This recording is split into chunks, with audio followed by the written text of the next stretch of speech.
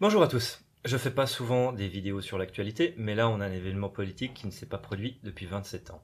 D'abord, on va parler de la stratégie de Macron, pourquoi il a dissous. On va regarder les différents modèles de prévision statistique pour savoir qui peut gagner quoi. Et à la lumière de ces prévisions, on va discuter un peu des alliances de partis. Macron a révélé ses intentions de dissoudre l'Assemblée à Ursula von der Leyen, qui elle-même en a parlé au cadre de la CDU et ça a fuité dans la presse allemande. Macron est frustré de cette majorité relative qu'il a à l'Assemblée. Il ne peut pas faire ce qu'il veut, il doit constamment négocier avec les LR et quelques centristes indépendants pour éviter les motions de censure. Et dans tous les cas, cette situation limite ses capacités d'action. Donc il essaye de faire ce qu'a fait Pedro Sanchez en Espagne l'année dernière, en 2023, après une défaite aux élections régionales. Des élections anticipées surprises, qui prennent les partis adverses au dépourvu, afin de regagner une majorité et trouver une nouvelle légitimité, en comptant sur les divisions entre partis.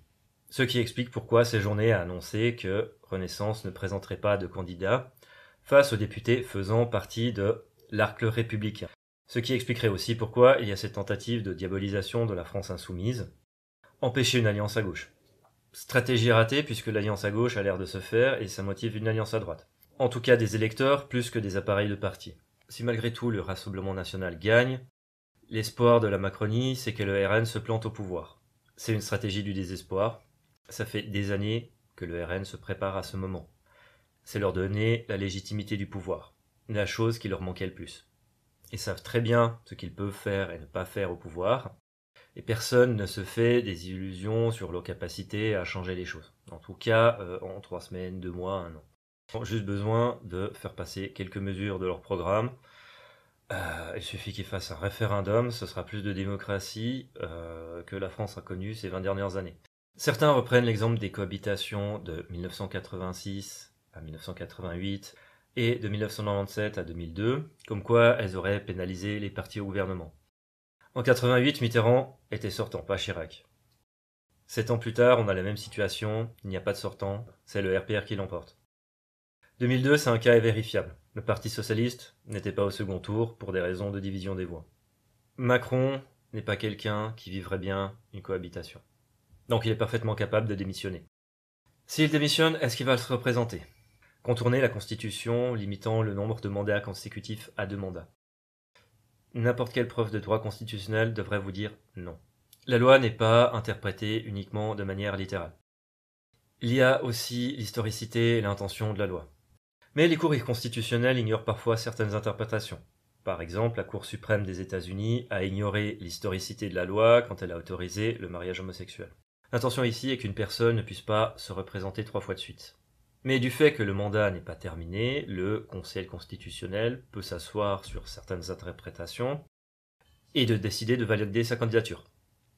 Ça créerait une crise politique et sa candidature serait vue par beaucoup comme illégitime. Donc c'est un scénario qui est possible, mais Macron se tire une balle dans le pied s'il fait ça. Maintenant parlons des prédictions en vue des élections.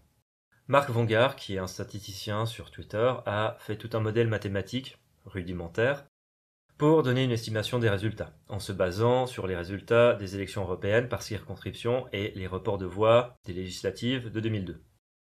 Pour tester son modèle mathématique, il a testé avec les résultats des législatives de 2002. Et il obtient quelque chose de plus ou moins proche de la réalité. Avec les résultats des élections européennes, sans prendre en compte une alliance à droite, il obtient 250 à 300 sièges pour le RN, 150 à 200 pour la NUPES et moins d'une centaine pour la Macronie. En prenant en compte une union des droites, c'est 320 à 390 pour la droite. Il y a aussi Rachel Garra-Valcarcel, qui est journaliste politique à 20 minutes, qui elle discute de circonscription à circonscription pour estimer les forces en présence. Elle donne aussi les 35 meilleures circonscriptions pour les 3 blocs, avec les résultats aux européennes et la couleur politique du député actuel. Globalement, son analyse est que le RN s'est constitué des bastions et que les circonscriptions que la nouvelle NUP pourrait conquérir sont des circonscriptions macronistes. Alors pour ceux qui espéraient voir certains députés et les filles particulièrement insupportables dégagés, c'est un peu raté. Ils tiennent des bastions et avec une alliance à gauche, ils sont à peu près sûrs d'être réélus. Donc les macronistes s'annoncent être les grands perdants de ces législatives. L'alliance à gauche va se faire et si la droite réussit à faire alliance, ils sont quasiment sûrs d'être vainqueurs. Maintenant parlons un peu des alliances. Face à la montée du RN, les partis de gauche ont mis leurs différents côtés et ont fait alliance. Je pense pas que Macron s'attendait à ça, et la diabolisation de la France insoumise a visiblement pas fonctionné aussi bien qu'il l'espérait. Ce qui a créé une contre-réaction à droite, parce que la diabolisation de la FI a plutôt marché sur le centre et la droite molle. Ce qui donne une justification à Éric Ciotti pour faire alliance avec le RN. Alors Éric Ciotti fait face à une rébellion assez virulente de ses barons, mais s'il tient, il gagne.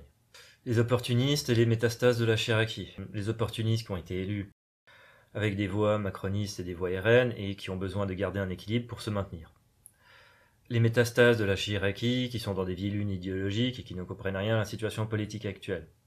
Très émue d'écouter en fait dans le son les paroles de Jacques Chirac. Moi je suis un bébé Chirac si on peut dire. Je suis née dans cette famille politique avec cette idée qu'on ne transige pas avec les extrêmes. Ciotti a été élu par la frange la plus radicale et la plus jeune des LR. Donc une faction qui est totalement acquise à l'union des droites.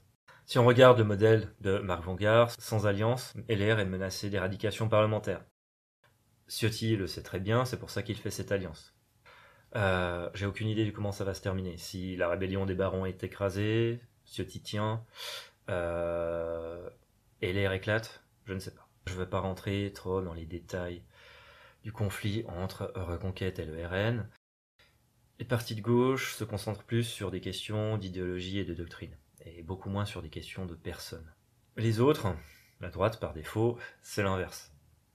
C'est plus facile de faire des compromis sur des idées et des lignes politiques que de faire des compromis en matière d'ego et d'ambition.